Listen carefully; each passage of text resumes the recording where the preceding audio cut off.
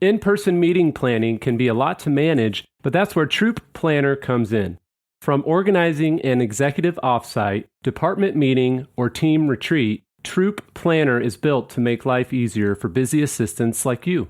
Troop keeps it simple, fast, and organized. From choosing the perfect location to managing budgets, coordinating travel, and tracking attendee details, Troop brings everything together in one easy-to-use platform so you can save time and focus on what matters most. Visit leaderassistant.com/Troop to learn more. Hey friends, it's Jeremy Burrows, host of the Leader Assistant Podcast. Thanks for tuning in. Today I'm excited to highlight an episode from my friend Annie Croner's podcast called Whole Assistant. And I really think you should check out her show at wholeassistant.com or look it up on your favorite podcast platform. Again, Annie Croner's podcast called Whole Assistant. Today, I am spotlighting one of Annie's episodes from the Whole Assistant podcast, and I'm excited to spotlight several episodes over the coming months. So I hope you enjoy it, and I hope you check out wholeassistant.com to learn more about Annie and her great podcast.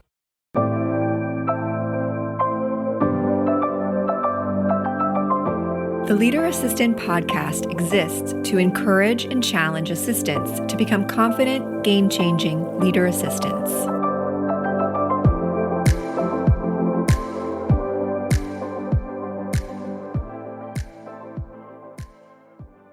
Welcome! So today we are talking about how to deal with a terrible executive or a terrible superior.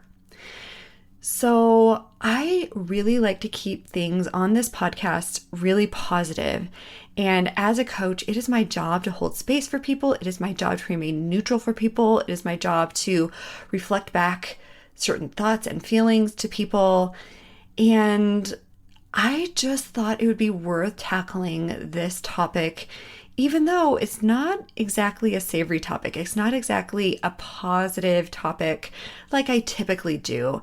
And the reason for this is because I do think that some of us can feel almost gaslit, or we can tend to gaslight ourselves even. And by gaslight ourselves, I mean telling ourselves that it must be in our head, telling ourselves that we probably are working with a terrible person, telling ourselves all the things, and then we end up staying in an environment that is not supportive of us, not supportive of our career, and not supportive of our long-term goals.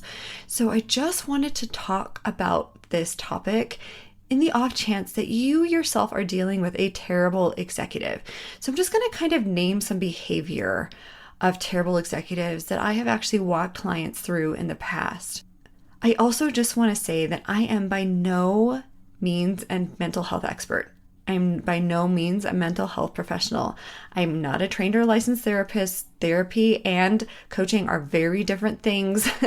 And I love my therapist. I have worked with a therapist off and on my entire adult life. I also love my coaches. And I love bringing different things to these people and getting their feedback and getting their expertise. And so I just want to say that I'm not a mental health professional, and I do have some strategies for dealing with some of these behaviors that you may be dealing with just out of my own personal experience and out of the experience of my clients. So first of all, let's talk about the type of terrible behavior I'm talking about when I say dealing with a terrible executive. The first kind of thing that I'm talking about is dealing with gaslighting behavior. So if you're not familiar with gaslighting was a term that came about after a movie called Gaslight. I think it came out in the 1920s or 30s. And it's a movie about this woman, and there were these lights in the house, and every day her husband would mess with the lights, and he'd tell his wife that, oh, this is about you, this is just you, when he was actually manipulating her by playing with the lights, okay? So what this looks like in modern day times is things like contradictory instructions. They'll instruct you to focus your time and energy on something inconsequential and then lambast you for not focusing on the priority. I'm using air quotes around the priority. They don't really know what it is that they want, which is not necessarily a sign of gaslighting, but nothing is ever good enough. The bar is consistently changing. They withhold information. They talk in circles without giving any clear answers or direct answers. So you're never quite sure what the benchmark is. They say things that knock you off kilter and keep you guessing as to whether or not you're doing a good job. And then what ends up happening is they will love bomb you to try and get you to stay. Also, nothing is ever their fault. Ever their fault. They abdicate all responsibility. There's often a level of paranoia for a lot of these executives. They're afraid that you're going to share information, or they think that you may have shared information. They make off-color or unhinged comments about you or your work performance. They make them either to you or to other people. They may tell you to your face that you're doing an excellent job and then sneak behind your back and tell people differently. They have no regard for personal life or space. So they will call you 24 hours a day. They require things of you 24 hours a day. There again, that particular item may not be necessarily a sign of a terrible boss. That may just be the role. The role just may be that demanding. But the whole idea here is that they keep moving the bar. They keep moving the bar, they keep making promises and then like retracting on those promises. They try and keep you on the hook. Anyway, these type of behaviors are incredibly challenging to deal with. So how do we actually deal with these situations? How do we actually deal with these types of people, with these types of executives, and with these types of superiors or bosses? First of all, recognize that it's not personal. I think so many of us think that it's about us when it's really, really not. It's about the other person and how they're choosing to show up. And I just see so much of the time my clients will internalize so much of this stuff because they think that they have some sort of control over how this person is showing up. But here's the reality, guys, and I say this all the time on this podcast. You are never responsible for how anyone else shows up. You are only responsible for how you show up. So recognizing that it's not personal is a great strategy in both living with the situation and deciding what you want to do about the situation. And often we inadvertently give away our power by taking things on and taking things in as a personal indicator of us. And we do this largely because a lot of us are really sensitive people and a lot of us are genuinely empathetic. So if we think we've missed the mark in some way, if we think we have made a mistake in some way, we can tend to take on that energy. We can tend to take on that other person's thoughts about us as truth about ourselves. And it's just not a helpful way to show up. It doesn't keep you in your power, that's for sure. And it also doesn't help you understand the dynamics of what's actually going on here. And oftentimes there's obviously a power differential and a power dynamic there too, where this person is actually in a superior over you. They control you and your career, or at least you and your role at this point in time. And so there is a power differential there. And we can try as much as we want to try and make sure that everything's good, that we're doing all the right things. But if that person is trying to keep you off kilter, it can feel like you're going crazy. But I just want you to know that it's not you. It's them. It's not you. Okay? That's the first kind of thing I just want you to be aware of. And also, I think a lot of our brains are logic makers, and that's great. That's like the normal brain response to everything is to try and logically make sense of a situation. But here's the truth, guys. Hear me when I say this. You cannot make sense of crazy. You can't make sense of crazy. And I'll never forget, several years ago in my 20s, I was in a relationship that wasn't good for me. And I thought that the power differential, I thought that we were on equal footing, but my partner was trying to pull, it was weird. He was trying to gaslight me and do all these things. And I remember literally sitting on my couch, planning out our conversations. If he says this, I'll say this. If he says this, I'll say this. For hours, guys. And I think what I wish I would have realized then, and what I wish I could have gone back in time and told myself, is that you're trying to make sense of something that is not make sensible of. There is no way to make sense of this. And I would talk around in circles. He'd have me talking around in circles, and I'd be like, I would end up apologizing to him at the end, and then my thing would never get addressed. It was just like the wildest thing. But I think that we all have to realize that you can't make sense of crazy and that it's not about you, it's about them and how they're choosing to show up. And I think also we need to come to this acceptance that they will never change. Typically, what ends up happening, or the cycle of this, looks something like you're brought on board and you're love bombed and, oh, you're doing such a great job, da da da da da. And then that's when all the gaslighting behavior starts. That's when all like this terrible behavior starts. And then just as you're getting ready to leave, just as you're getting ready to go, they'll love bomb you. They'll be like, oh, you're doing such a great job. They dangle a carrot in front of you. We're going to promote you. We're going to give you a chief of staff role, or we're going to give you this other great, amazing position that you've always wanted. And so I think that acceptance that they will never change is a big thing for us, because we get caught up in that crazy making. We get caught up in chasing the thing instead of realizing that this is how we spend most of our waking hours during the week. Really, guys, I really want you to hear this. This is how you spend most of your waking hours. Do you want to continue on in this dynamic or not? Right? So accepting that they will never change is also a great strategy for dealing with this. Accepting that there will always be another carrot down the road. Accepting that there are other opportunities out there that will be equally as beneficial to you. And don't worry, your executive can't control the entire world. I've dealt with terrible bosses. Even here in Denver, I had somebody tell me once, but he knows so many people and I can never get a job anywhere else. And what am I going to do? I'm like, oh, believe me, this person has left a slew of people in his wake. And I guarantee that you will find another position, if not with one of those people, then with someone else who will understand these dynamics. So I think accepting that this person will never change is a great strategy for then assessing whether or not you want to stay or whether or not you want to leave.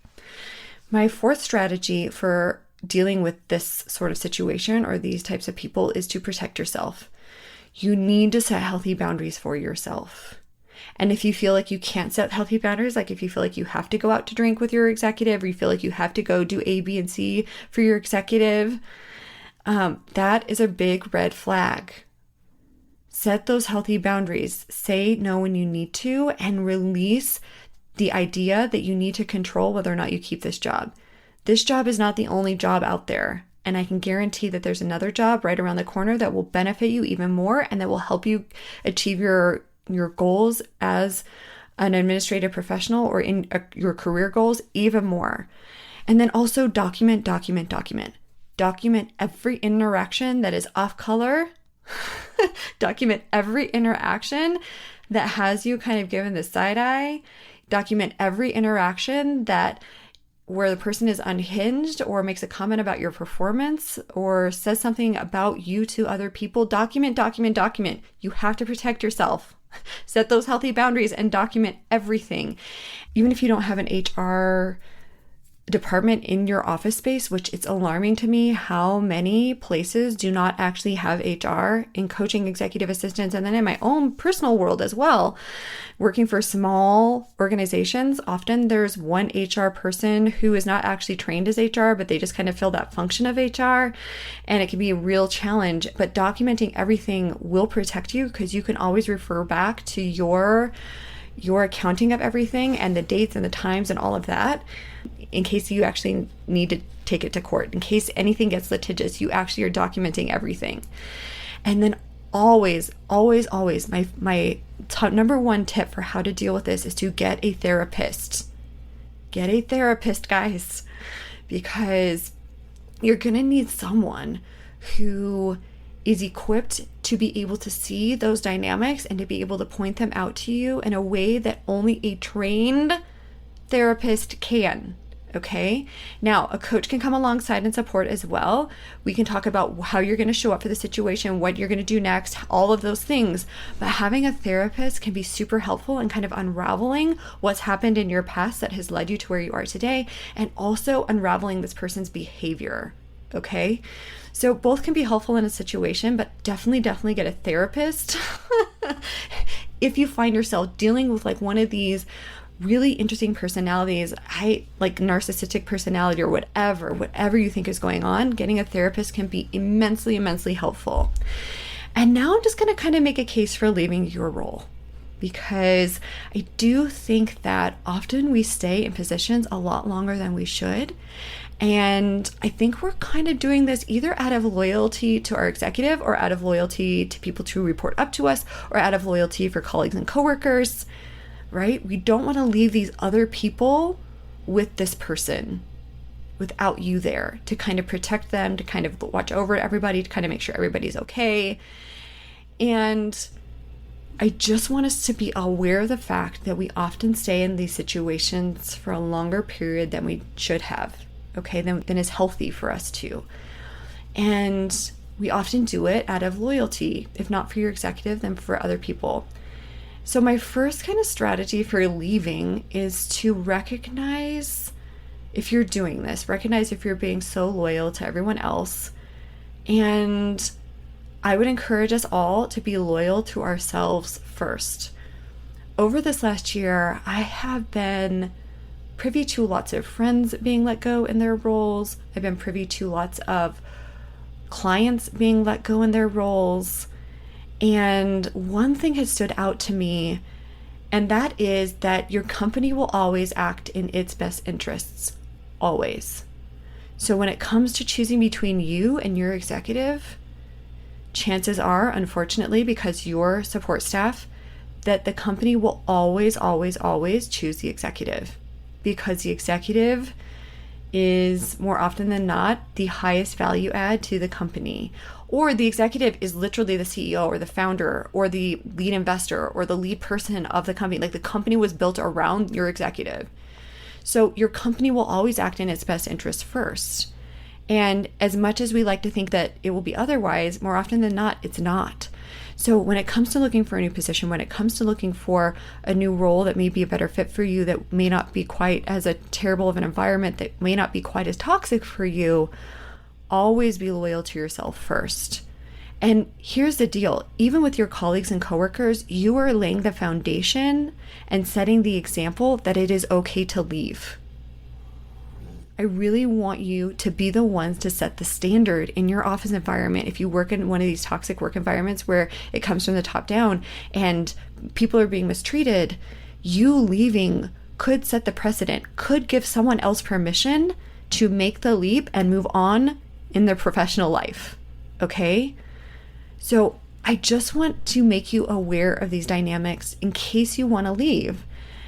And I cannot tell you how many clients I've coached who have felt betrayed because they were let go in certain situations, not necessarily in these situations, but in any kind of situation. When they are finally let go, they feel betrayed because they've literally put it all on the line for their executive. They've literally put it all on the line for this company. They've worked around the clock. They have been such hard workers. And then they're let go due to budget cuts or whatever. It doesn't even matter why they're let go. And they're like, what the heck? I thought I was so loyal to this company and I thought they were going to be loyal to me too. And I guess that was wrong way of thinking. And you guys, it kind of is, because a company will always act in its best interest. We need to stop buying that lie that your company or your executive is going to put you first, because they won't. They just won't. I know this is a little bit of tough love, but I just wanted to share these strategies with you in case you're dealing with a terrible executive. And I want to also say that I see you. I myself have dealt with my own challenging executives. One who I didn't report directly to, I reported to the person under him, and then another to a terrible, terrible boss way back in the day, who basically told me I wasn't worth what the company was paying me. So I have dealt with my fair share of terrible executives, and I have seen almost every flavor of terrible executive that is out there. And I will just say that if you want to maintain your mental health, if you want to maintain your physical health, please, please, please be sure to take care of yourself. Please, please, please consider leaving a role where you are degraded, put down, gaslit, knocked off kilter on a regular and consistent basis. There is no need to stay. There is no need to stay. Okay? So this is what I have for you guys today. I know it's heavy. I know it also is full of lots of tough love, but I did want to name this because I do think that it's something that a lot of us are struggling with. I hope you find it helpful. Please feel free to email me at annie@wholeassistant.com. If you have any follow-up questions or even concerns, I'd love to chat with you. And I hope you all have a great rest of your day. Be intentional, be whole. That is all for now.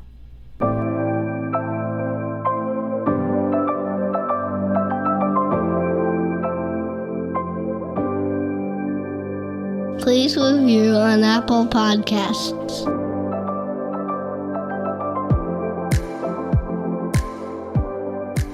GoBulls.com. The ping-pong back-and-forth game of manually scheduling meetings is unnecessary and inefficient in today's automated world. It's time to embrace calendar automation for increased productivity and capacity. You Can Book Me by Capacity is my favorite automated booking solution. It's a game changer for me and my executive. You can manage scheduling for your entire executive team, send automated reminders, add buffer time between appointments, and much more. You Can Book Me integrates with your existing Microsoft and Google calendars so you can add automation without disrupting your current workflow. Go to leaderassistant.com/calendar to learn more and sign up for a free trial of this powerful scheduling automation tool. That's leaderassistant.com/calendar.